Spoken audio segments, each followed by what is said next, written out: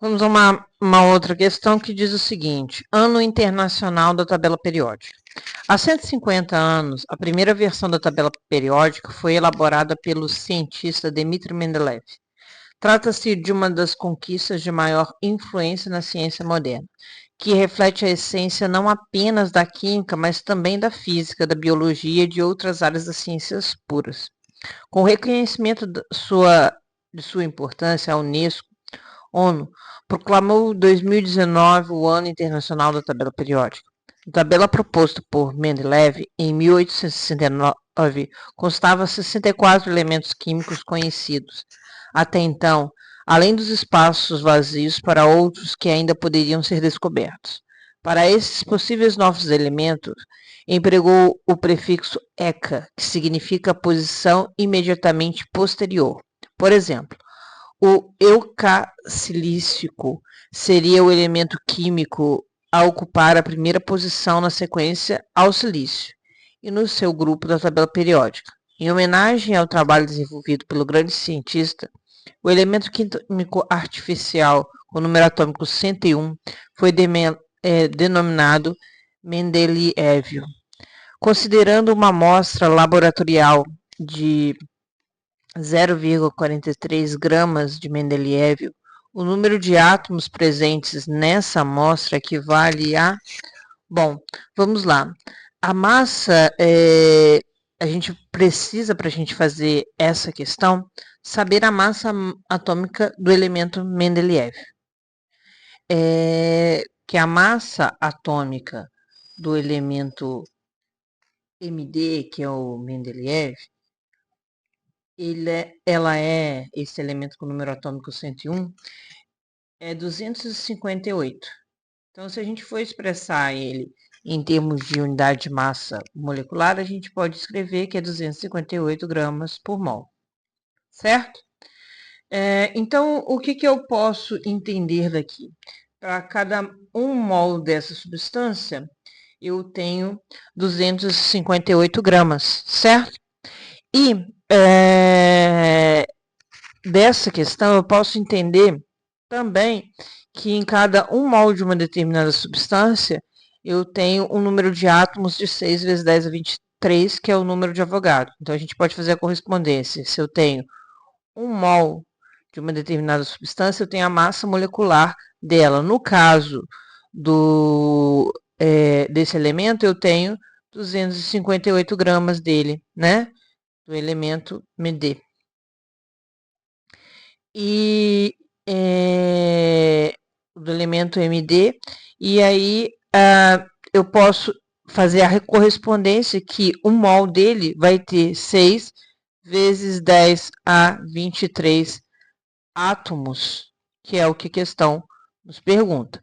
Então, a gente tem aqui a correspondência para a nossa primeira linha da regra de 3. Então, a cada 258 gramas do elemento mendeleévio, eu tenho 6 vezes 10 a 23 átomos.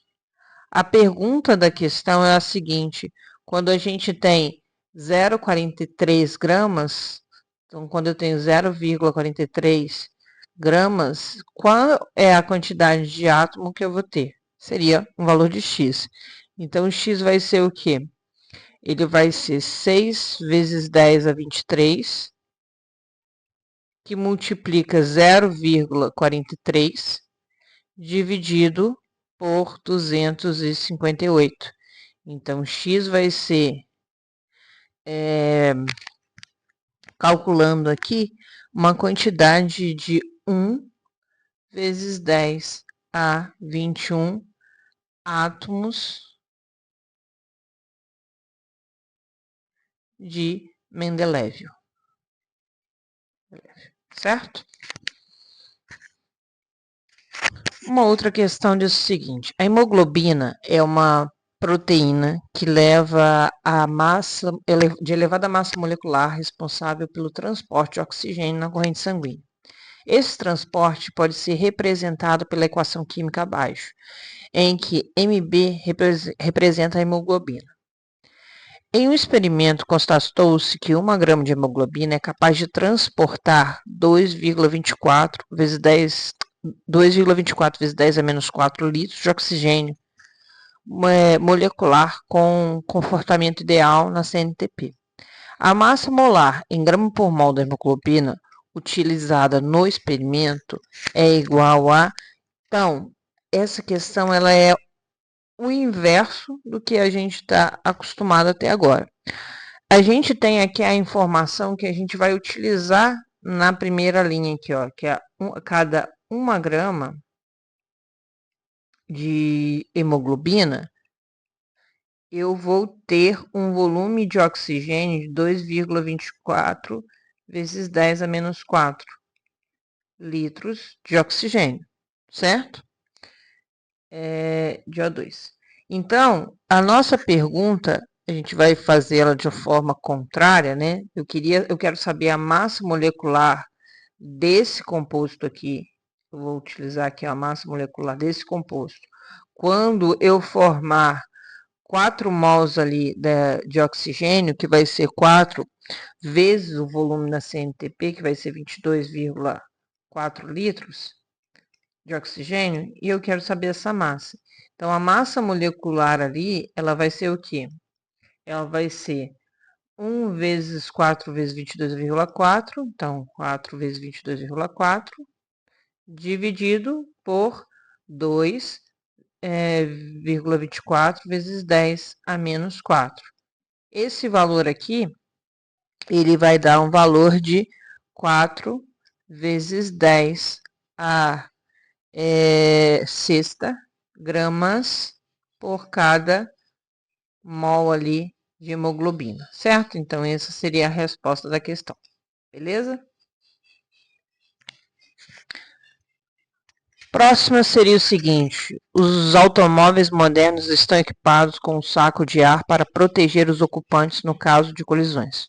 Muitos sacos de ar são inflamados com N2, utilizado na reação química muito rápida entre a azida de sódio, NaN2, e óxido de ferro 3, iniciando por centelhas elétricas. A equação química não balanceada é representada. Qual é o volume aproximado de nitrogênio gasoso na CNTP que reage com 260 gramas de azida de sódio? Então, aqui a gente vai relacionar a azida de sódio, que é a pergunta aqui, né, com a quantidade de nitrogênio. Mas antes de fazer isso, a gente tem que estar atento que essa equação ela não está balanceada, né? A gente vê aqui de cara, por exemplo, eu tenho um sódio aqui e 2 lados de cá.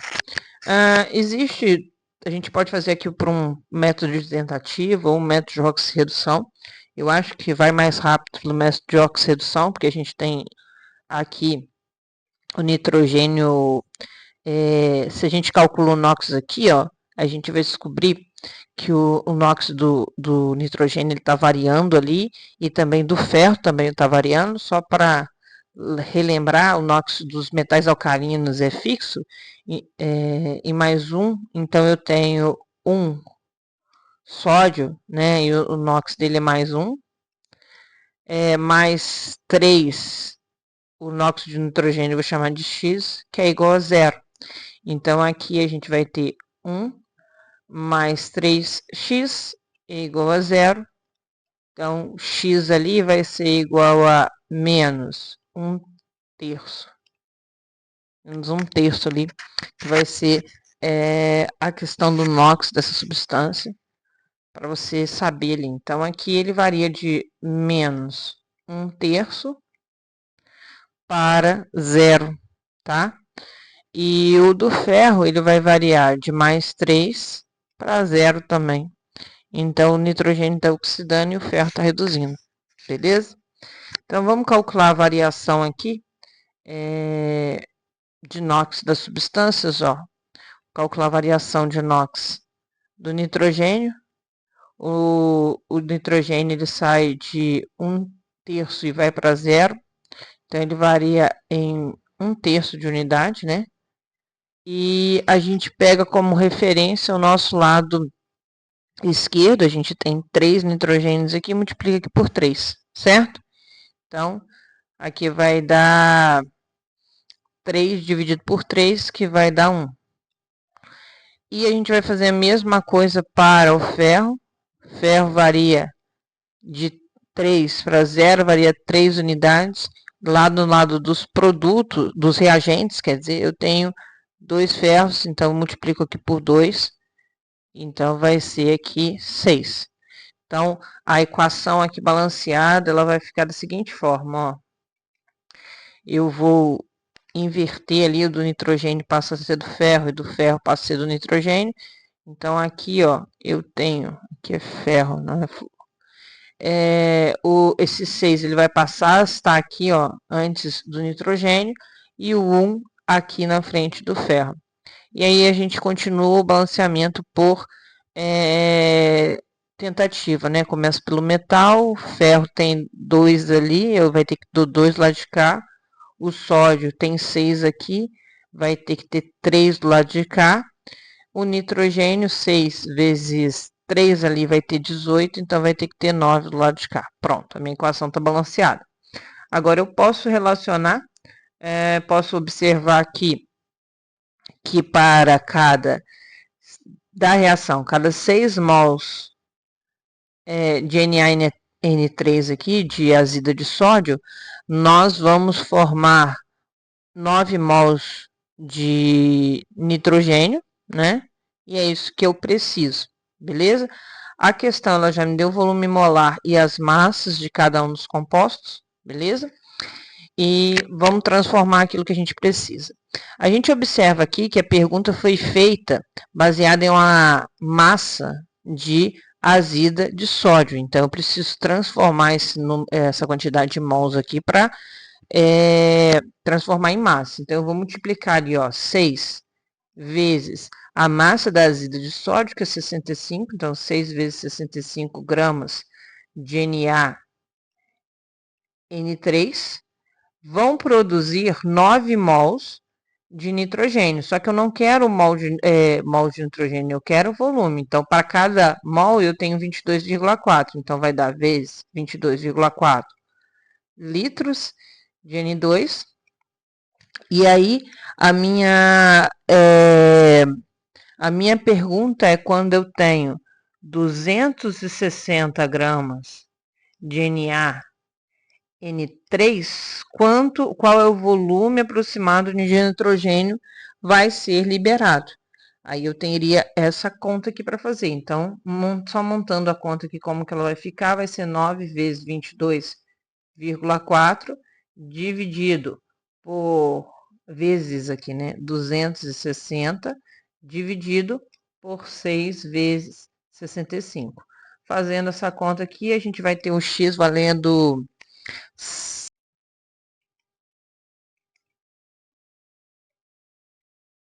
litros de N2, certo? Então, essa seria a ideia. Questão de número 9 diz o seguinte: a produção de carboidratos, fórmula mínima CH2O, tá? Pelas plantas verdes obedecem à equação geral da fotossíntese. Tá aqui a reação. Quantos litros de gás carbônico medidos na CNTP serão necessários para produzir 10 gramas de carboidrato? Bom, então, o que a gente tem que fazer aqui? Nós temos, primeiro, que verificar se a reação está balanceada. Você tem um carbono aqui, um outro carbono aqui, 2 hidrogênios aqui, 2 hidrogênios aqui, 3 oxigênios no reagente, 3 oxigênios no produto, então ela está balanceada. A gente está a pergunta está envolvendo gás carbônico, né? E o carboidrato. O carboidrato é esse aqui, o gás carbônico é esse aqui. Então, a gente tem uma relação de 1 mol de CO2 para 1 mol de carboidrato, certo? Beleza. A questão, ela pergunta o número de mols, né, do CO2, então a gente vai utilizar o 22,4, para cada 1 mol eu tenho 22,4 litros de CO2, certo? E aqui te dá uma informação em grama. Então, você tem que calcular a massa molecular desse composto, né? Só para a gente calcular aqui, ó, a massa molecular desse composto, do carboidrato ali, vai ser o quê? 1 vezes 12, mais 2 vezes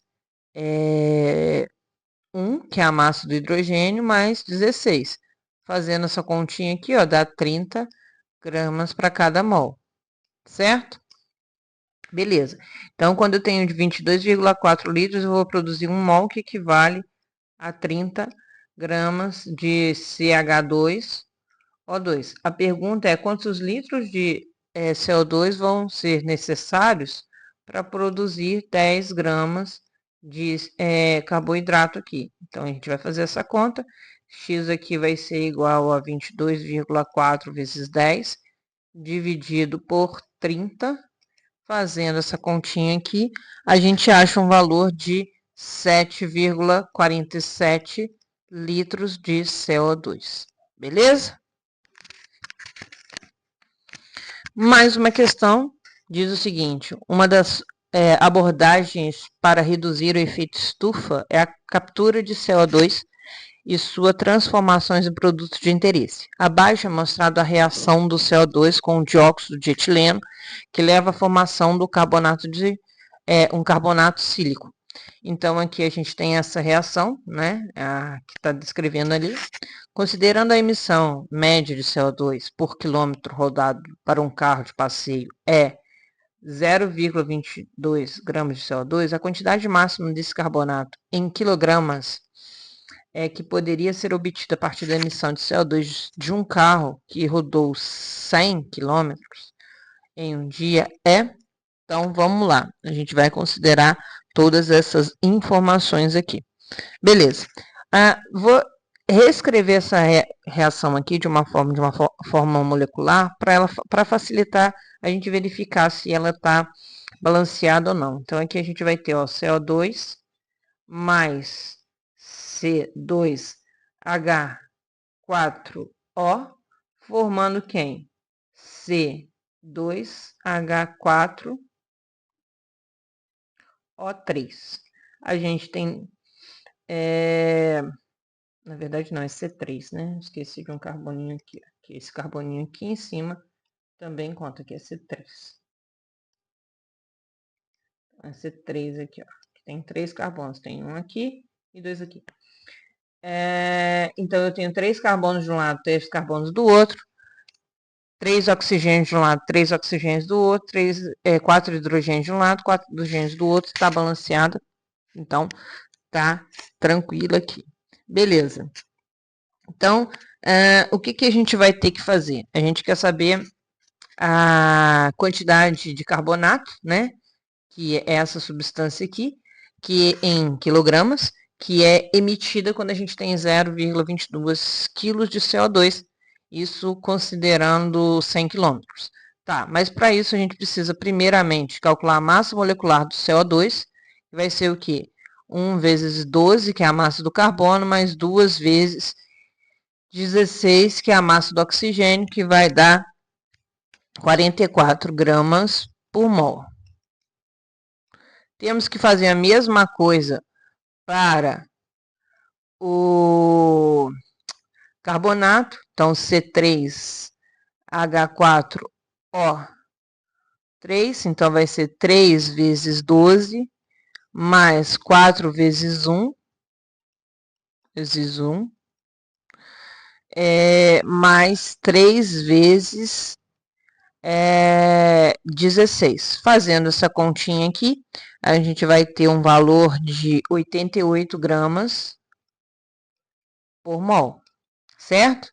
Então, a gente tem a relação aqui de 1 mol de CO2, né, formando 1 mol dessa substância aqui. A gente tem a relação de 1 mol para 1 mol. Transformando isso para massa, cada 1 mol de CO2 eu tenho 44 gramas de CO2 e que vão produzir 88 gramas de carbonato, C3H4O3. A minha pergunta é, quando eu tiver 0,44 0,22 quilos de CO2, eu vou produzir X. Então, fazendo a conta ali, eu vou ter 88 vezes 0,22 dividido por 44. A gente vai ter aqui 0,44 quilos por 1 quilômetro, né? Porque aqui, ó, tá falando, ó, por quilômetro. Então, para cada quilômetro a gente tem essa quantidade. Nós queremos saber para 100 quilômetros. Então, basta pegar esse valor, 0,44, e multiplicar ele por 100, que aí você vai ter um valor de 44 quilos de carbonato sendo produzidos. Então, 44 quilos de C3H4O3, certo? Essa seria a resolução.